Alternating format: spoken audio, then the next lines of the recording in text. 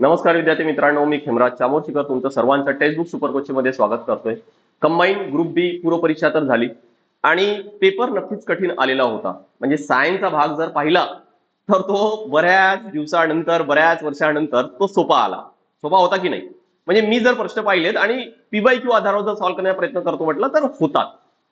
त्यामुळे हा 2-3 प्रश्न होते की जे होत नाही म्हणून, पण सायन्सचा कम्पॅरेटिव्हली सोपा आला होता. पण ओव्हरऑल बाकीचा जर पाहिला, जसं इकॉनॉमिक्सचं आहे, कॉन्सेप्ट चांगले बिल्ड असायला पाहिजे, बेसिक चांगलं असायला पाहिजे. हिस्ट्री जर पाहिलं तर बराचसा भाग नवीन आणि फॅक्च्युअल तुम्हाला चांगली माहिती असणं गरजेचं आहे, बरोबर. त्यामुळे काही काही भाग आहेत तो तर नक्कीच कठीण आला आणि ओव्हरऑल जर पेपर जर पाहिला तर तो अवघड होता. आणि त्यातही परीक्षेच्या वेळेस जी आपली मानसिकता असते, जो स्ट्रेस असतो, तर तो परीक्षा देणाऱ्यालाच चांगला माहिती आहे, बरोबर. म्हणजे मी इथं तुम्हाला कॅमेरा समोरून किती बडबड केलं तरी पण ती जी परिस्थिती आहे ती नाही मी शब्दात सांगू शकत, है ना. चला, तरी पण आपण इथून नेमकं जर तुमचा पेपर जर कठीण गेलाय, मार्क्स थोडे जर कमी येत आहे, तर इथून तुम्हाला काय करायला पाहिजे पुढे. कारण पेपर झाल्याबरोबर त्याच दिवशी मी नागपूरमध्ये काही विद्यार्थ्यांशी भेटलो आणि तिथून मला काही आयडिया आली की नेमकं विद्यार्थ्यांसोबत आपल्याला असा काहीतरी व्हिडिओ बनवायला पाहिजे किंवा विद्यार्थ्यांची काय चुका होत आहेत ना, ह्या तिथून आपल्या चांगल्या लक्षात येतील. त्यामुळे आता आपल्याला हे लक्षात ठेवा की पुढच्या वर्षी फक्त प्रिलिम क्रॅक करायची नाहीये, तर आपल्याला यानंतर पोस्ट एनी हाऊ काढायची आहे, बरोबर. चला, इथं मी माझा नंबर दिलेला आहे, काही क्वेरीज असेल यावर कॉन्टॅक्ट करता येईल. टेलिग्राम चॅनल दिले, पण 22 तारखेपर्यंत तुम्हाला सर्वांना माहिती आहे की टेलिग्राम बंद आहे म्हणून. आणि म्हणून हा इथं बघा नंबर दिलेला आहे ना, व्हॉट्सअप चॅनल जॉईन करायचा आहे तर मला यावर मेसेज करा, कारण त्यावरच माझ्या सर्व सेशनचे अपडेट पीडीएफ सर्व तुम्हाला मी शेअर करत असतो. चला बघा, सर्वात आधी आता इथं परीक्षा तर झाली आणि या विद्यार्थ्यांवर ज्यांनी ग्रुप बी ची परीक्षा दिली, म्हणजे जे मुख्यतः ग्रुप बी ग्रुप सी टार्गेट करतायत, मी थोडंसं राज्यसेवा इथून बाजूला ठेवतोय. त्यांसमोर आता काही पर्याय आहेत. कोणते? की ज्यांचा पेपर चांगला गेलाय ते ग्रुप बी मेनची तयारी आहे ते जोमानं करा. मराठी इंग्लिश आहे तो तर चांगला करायचा आहे, कारण जास्तीत जास्त मार्क्स त्यावर आहेत आणि तो डिसाइडिंग फॅक्टर आहे, बरोबर. बाकीचा भाग बराचसा हा आपण म्हणू की पूर्व परीक्षेसोबत ओव्हरलॅप होतो, सारखा आहे. काही काही भाग तुम्हाला एक्स्ट्रा ऍड करावा होतो. सायन्समध्ये टेक्नॉलॉजीचा 2 टॉपिक एक्स्ट्रा ऍड करावे लागतात, राईट. दुसरं आहे की ग्रुप सी ची प्रीलिम अजूनपर्यंत काही नोटिफिकेशन आलेलं नाही, पण खूप चांगला चान्स आहे आणि जागा नक्की वाढून येतील, त्यामुळे हा एक चांगला चान्स आहे. आणि त्यानंतर आहे काय तर ग्रुप बी प्रीलिम 2027, म्हणजे आता या वर्षी नाही, पण काही विद्यार्थी असे असतील की नाही मला पीएसआयच बनायचं आहे, मला एसटीआयच बनायचं आहे, मी त्या विद्यार्थ्यांना इथं कन्सिडर करतोय. आणि आज जे बोलणार आहोत आपण या दोघांबद्दल बोलणार आहोत. कोणाबद्दल? ग्रुप सी प्रीलिम जे फोकस करतायत आणि ग्रुप बी प्रीलिम 2027 ची जे फोकस करतायत याबद्दल. यांबद्दल नाही, कारण यांचा मी असं कन्सिडर करतो की ज्यांचा पेपर हा चांगला गेलेला आहे. आपण नक्की एक पुढच्या एखाद्या व्हिडिओमध्ये मेनच्या प्रॉपर स्ट्रॅटेजी बद्दल पण नक्कीच बोलणार. फक्त असे कोणी आहे का मला चॅटबॉक्स मध्ये ते पण कळवा. हा, तर आता या दोघांना म्हणजे पुढचं काय करायला पाहिजे. आता बघा, पेपर तर अवघड आला, पण या मुवमेंटला नेमकं काय करायला पाहिजे. आणि बरेच विद्यार्थी काय करतात की पेपर अवघड आला म्हणून नाही, मला आता परत बेसिक पासून सुरू करायचे, बरोबर. पण मी हे म्हणतोय की पेपर कोणताही झाल्यानंतर तुम्ही फक्त नाही एवढं करा. एखाद प्रश्न आहे, लेट्स से की पहिला प्रश्न आहे, तो अटेम्प्ट केलाय का, केला असेल तर बरोबर आलंय की चुकलंय हे चेक करा. बरोबर आलं तरी पण अनालिसिस करायचा आहेच, कारण आपले प्रश्न बरोबर येतात तर का बरोबर येतात, है ना. बरोबर आलं तरी पण अनालिसिस करायचंय की का बरोबर आलं, की तो भाग वाचला होता का, यासाठी जास्त वेळ तर लागणार नाहीये, तो वाचलेला होता का, तो कोणत्या सोर्स मधून आलाय, है ना. आयोग कोणत्या सोर्सवर जास्त भर देत आहे हे आपल्या चांगलं लक्षात येतील. आणि सर्वात जास्त वेळ जो तुम्हाला द्यायला पाहिजे की एखाद प्रश्न जर चुकला असेल, आणि तिसरा आहे काय की तो सॉल्व्ह केला नाही, तो एक मुद्दा असू शकतो, है ना. जर चुकला असेल तर का चुकलाय, बरोबर. एकतर पॉसिबिलिटी यामध्ये काय काय आहे, आपण घाई केलेली असू शकते, बरोबर, किंवा नीट वाचलेलं नाहीये, नीट वाचलेलं नाही, बरोबर, असं होऊ शकते. किंवा लॉजिक लावताना चुकीचा लॉजिक लावलाय म्हणून चुकलाय. कदाचित एलिमिनेशन मेथड पाहिजे तशी लावलेली नाहीये, म्हणजे एलिमिनेशन मेथडची प्रॅक्टिस करायला पाहिजे, बरोबर. त्यामुळे का चुकलंय तो शोधणं सर्वात आधी गरजेचं आहे. त्यानंतर जर तुम्ही तो जर सोडलेला असेल म्हणजे सोडवलाच नाही तर का सोडवला नाही, का सोडवला नाही, का तुम्हाला जर वाटतंय ना का की मी चला क्वालिटी माझा चांगला झालाय आणि माझा क्वालिटीचाच प्रश्न मी सोडून दिलाय, म्हणजे आपण पेपर द्यायच्या आधी कुठंतरी भ्रमात होतो की माझा हा सब्जेक्ट झालाय म्हणून, बरोबर. कारण मी तुम्हाला आताच म्हटलं ना की नागपूरमध्ये मी काही विद्यार्थ्यांशी भेटलो. एक विद्यार्थी म्हणे मी मॅथ रिझनिंग हा त्यांनी मागच्या 4 महिन्यापासून अभ्यास सुरू केला होता, विच इज ओके, पण मॅथ रिझनिंगला मी हातच लावलं नाही म्हणे, मी केलंच नव्हतं म्हणे. आणि त्याच्या बोलण्यावरून ऍटिट्यूड मध्ये लक्षात येत होता की नाही मला मॅथ रिझनिंग पासून भीती वाटते म्हणून मी दूर राहणार. अरे हे 20 प्रश्न आहेत, सर्वात जास्त प्रश्न आहेत, कसा काय विचार करू शकताय असं तुम्ही. म्हणजे इतर 100 पैकी कट ऑफ लागेल आणि तुम्हाला 80 पैकी तेवढेच मार्क्स मिळवायचे आहेत. समजा की जर 55 जर कट ऑफ लागला समजा म्हणतोय मी, तर इतरांना 100 पैकी 55 घ्यायचे आहेत, तर तुम्हाला 80 पैकी 55 घ्यायचे आहेत. इमॅजिन. आणि तुम्ही जर हे जर विचार करत असणार की मी फक्त एखादी सब्जेक्ट सोडून देतो आणि बाकीचे विषय खूप मजबूत करतो, तर ही प्रॅक्टिकल स्ट्रॅटेजी नाही आहे. आयोग दरवेळेस काहीतरी नवीन गुगली टाकतो बरं का, नवीन काहीतरी आणतो आयोग. त्यामुळे हे लक्षात ठेवा की ही प्रॅक्टिकल स्ट्रॅटेजी नाही आहे.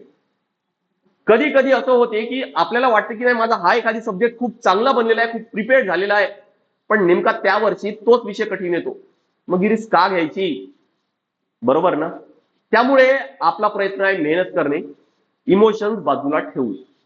त्यामुळे हा पण शोधा की का सोडलेला आहे. जर तो अभ्यास करून सोडला आहे तुम्ही प्रश्न, की अभ्यास नाही करून सोडलाय, अभ्यास नाही करून सोडलाय तर तो भाग अभ्यास करावा लागेल.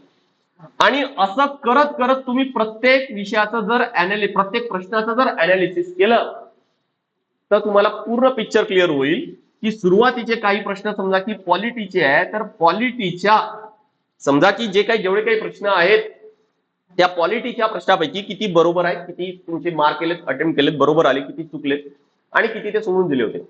तुमच्या क्लिअर लक्षात येईल की पॉलिटी विषय तुमचा झालाय की नाही झालाय. मुद्दा लक्षात आलाय.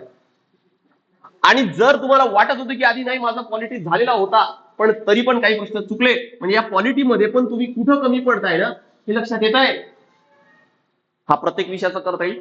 मी म्हणतो की सर्व बाजूला अभ्यास करा, 2 दिवस याला द्या ना. अरे आपण कुठं कमी पडतोय हे आधी तर समजून घ्या, बरोबर. हा अनालिसिस सर्वात आधी असायला पाहिजे कोणत्याही परीक्षेच्या आधी. या व्यतिरिक्त बऱ्याच विद्यार्थ्यांचा जो ऍटिट्यूड, जर मी आता सांगितलं की मी एखादी विषयानं पूर्ण सोडून देतो, मॅथ रिझनिंग पूर्ण सोडून देतो किंवा सायन्स पूर्ण सोडून देतो आणि करतोय काय की बाकीच्या विषयांवर खूप चांगली कमांड मिळवतो, अरे असं प्रॅक्टिकल वे नाही आहे, ही प्रॅक्टिकल स्ट्रॅटेजी नाही आहे. मी तुम्हाला हे म्हणत नाही की मॅथ रिझनिंग पूर्णच करा म्हणून.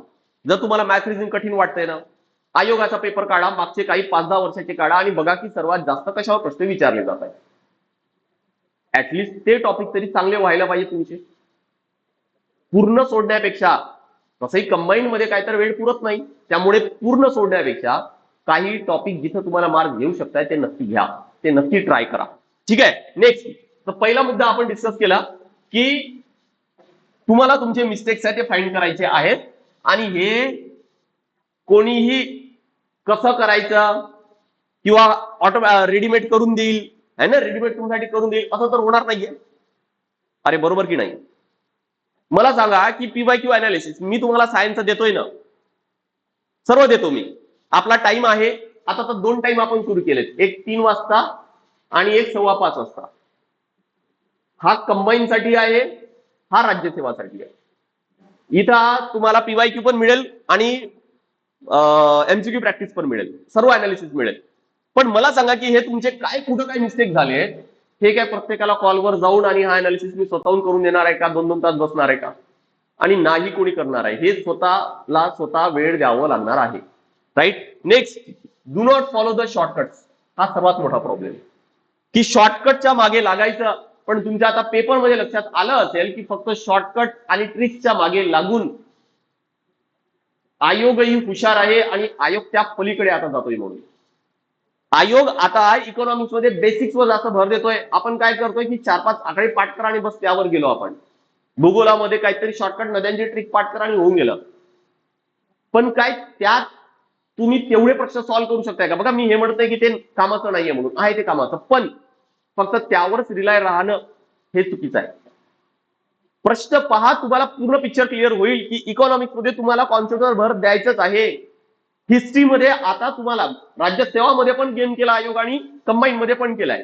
तुम्हाला आउट ऑफ द बॉक्स जे तुम्ही रेग्युलर रेग्युलर रेग्युलर रेग्युलर वाचताय त्या बाहेर जाऊन कुठेतरी विचार करायचे, त्या बाहेर जाऊन काहीतरी आन्सर किंवा कसं लॉजिक लावायचंय याची प्रॅक्टिस पण करायची.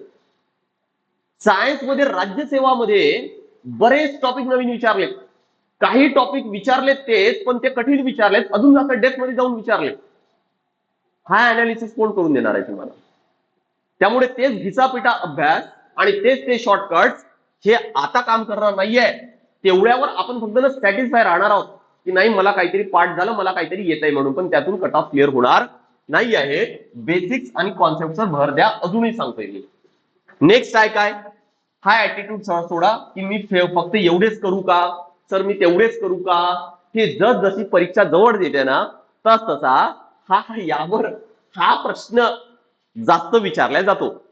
मी तुम्हाला कितीतरी मेसेजचे स्क्रीनशॉट दाखवू शकतोय. सर मी एवढेच करू का, सर मी तेवढेच करू का, हे असेच. मी काय म्हणतोय की जर तुम्ही पहिला जो चार्ट सांगितला तो जर तुम्ही रेडी केला ना, हा डाऊट तुम्हाला राहणार नाही की काय करायचं आणि काय नाही करायचं म्हणून. हा स्वतः ओळखता यायला पाहिजे की काय करायचं, कोणाला जास्त वेळ द्यायचा. सिंपल रूल आहे, ज्याला जास्त मार्क्स आहेत त्याला जास्त वेळ द्यायचा आहे, त्याचा अभ्यास जास्त करायचा आहे. हा एकमेव मंत्र आहे परीक्षा क्लिअर करण्याचा. तुम्ही हा ठरवत आहे की मला हा कठीण वाटते म्हणून मी सोडून देतोय, हा सोपा आहे म्हणून मी करतोय, तर आयोग काही आपल्यानुसार काम करणार नाहीये आणि आपल्याला सोपं वाटेल काय आपल्या एकट्यासाठी परीक्षा पेपर काही काढत नाहीये. त्यामुळे हा ऍटिट्यूड सोडायला पाहिजे. बरोबर. नेक्स्ट आहे काय की हा सिग्नल आहे अपकमिंग एक्झाम साठी की इथून तरी रे बाबा स्वतः अनालिसिस करा. हा सिग्नल समजा की नाही आपल्याला परीक्षा अभ्यास करण्याची जी पद्धत आहे ती आता आपल्याला चेंज करायची आहे. तेच ते घिसापिटा अभ्यास करायचा नाहीये म्हणून पुढची पोस्ट काढायची आहे तर स्वतः अनालिसिस करायचंय. बरोबर. बरं, यासोबत काय तुम्हाला हे कधी जाणवलंय का? थोडस विचार करा की पेपर झाल्याबरोबर की थोडस एखाद रिव्हिजन जर एक्स्ट्रा झालं असतं तर, परत 2-4 टेस्ट पेपर एक्स्ट्रा दिले असते आणि त्याचं अनालिसिस केलं असतं तर, अजून जास्त प्रॅक्टिस केलं असतं तर, लॉजिक कसं अप्लाय करायचंय, एलिमिनेशन मेथड कशी लावायची आहे याची प्रॅक्टिस थोडी जास्त केली असती तर 2-4 प्रश्न एक्स्ट्रा बरोबर आले असते आणि आपण कट ऑफ क्लिअर केलं असतं. बरोबर की नाही? आणि हे जर तुम्हाला वाटत असेल तर तेच करायचंय आता, पण प्रॉपर एका वेने एका स्ट्रॅटेजीने जा.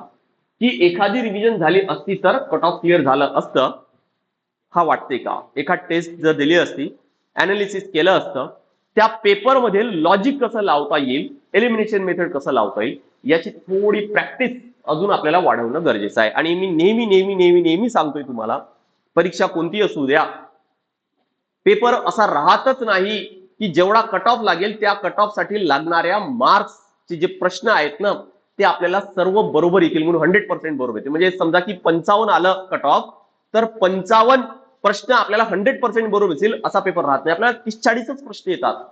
बाकीचे प्रश्न लॉजिक वापरून एलिमिनेशन मेथड लावून काहीतरी रिस्क घेऊन ऑप्शन एलिमिनेट केले, एक ऑप्शन एलिमिनेट केलं, आता 3च राहिले, त्यापैकी काहीतरी रिस्क घ्या, किंवा 2 एलिमिनेट करू शकलो, आता 2च बाकी आहे, त्यापैकी रिस्क घ्या. असं करून करून करून करून तुम्हाला पुढे जावंच लागणार आहे. आणि म्हणून टेस्ट प्रॅक्टिस हे जास्त गरजेचं आहे. बरोबर.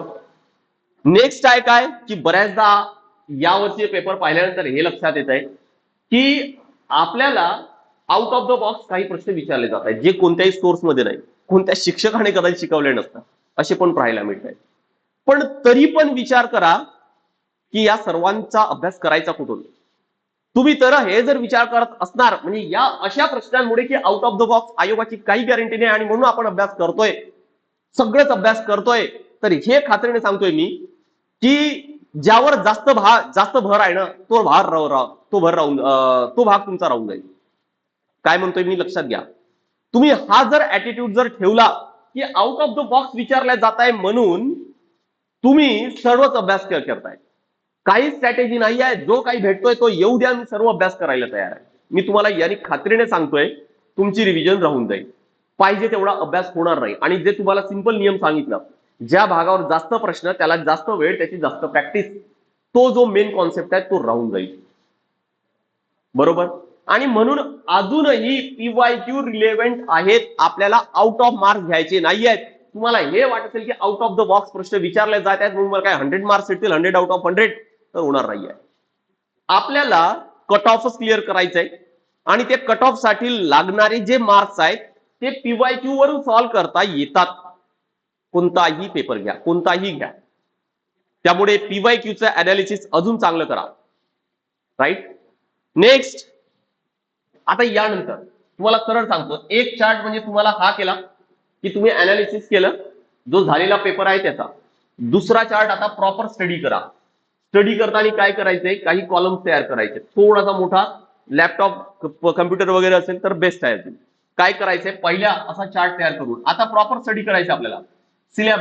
सिलेबस मध्ये सब टॉपिक, टॉपिक आणि सब टॉपिक सर्व लिहून काढायचे. सब टॉपिक सुद्धा म्हणतोय मी. सब टॉपिक झाल्यानंतर त्याचे रीडिंग यामध्ये परत कॉलम तयार करायचे. पहिली रीडिंग, दुसरी रीडिंग, तिसरी रीडिंग, चौथी रीडिंग आणि त्यासमोर राईट मार्क करा.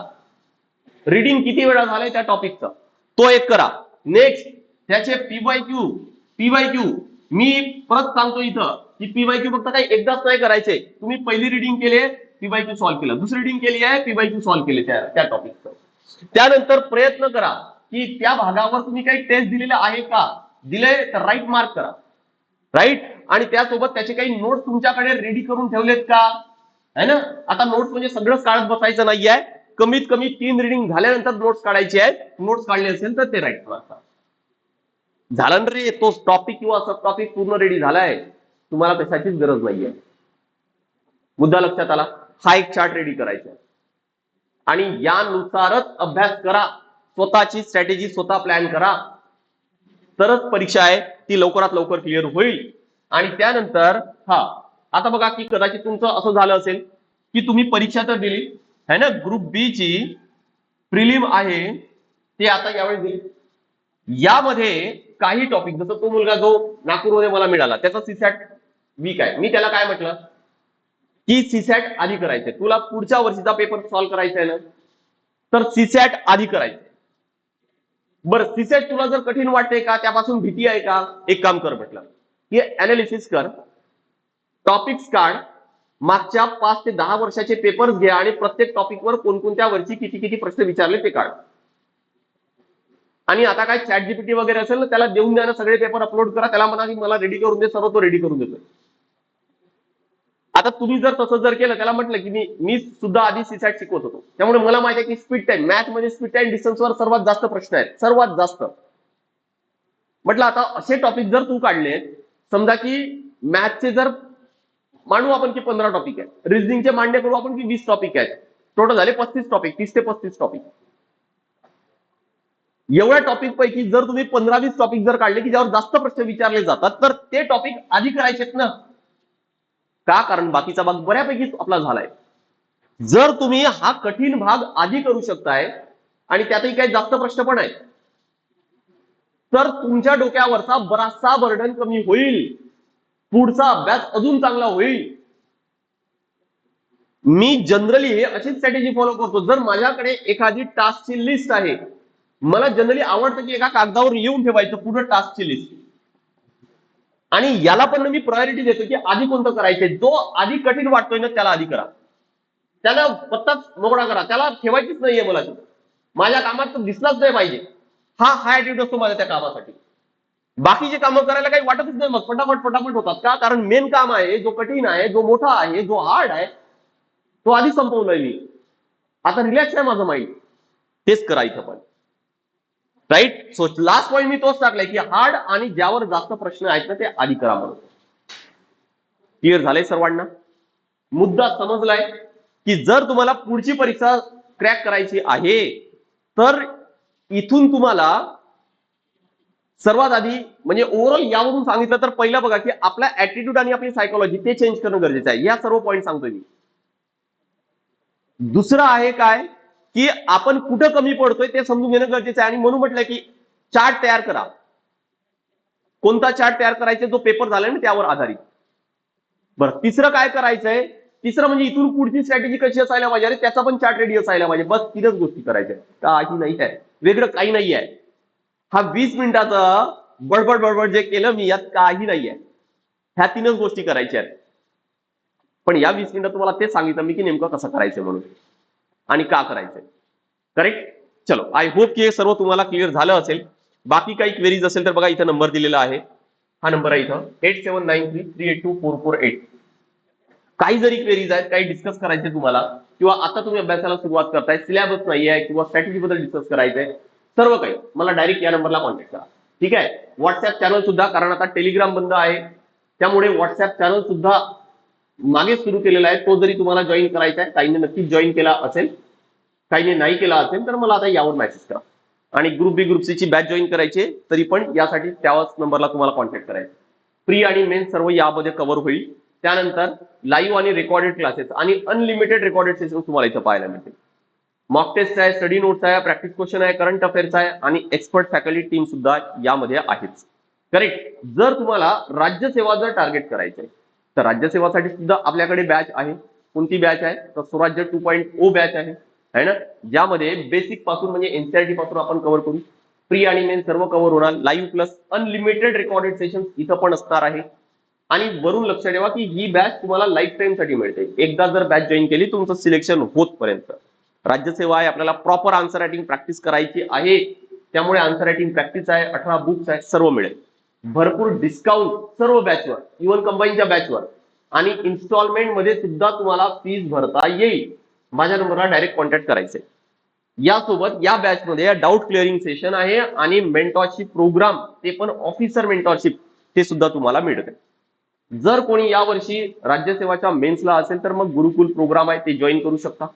प्रॉपर मॉडेल आन्सर आहे, तुमचे उत्तर चेक करून दिल्या जाणार आहे, मॉडेल आन्सर प्रोव्हाइड केल्या जाणार आहे, 3x2 प्रोव्हाइड केल्या जाणार आहे, आन्सर रायटिंग प्रॅक्टिस आहे, डेली आन्सर रायटिंग प्रॅक्टिस आहे, तुमची करून घेतल्या जाणार आहे. आय होप की सर्व क्लिअर झालं असतं.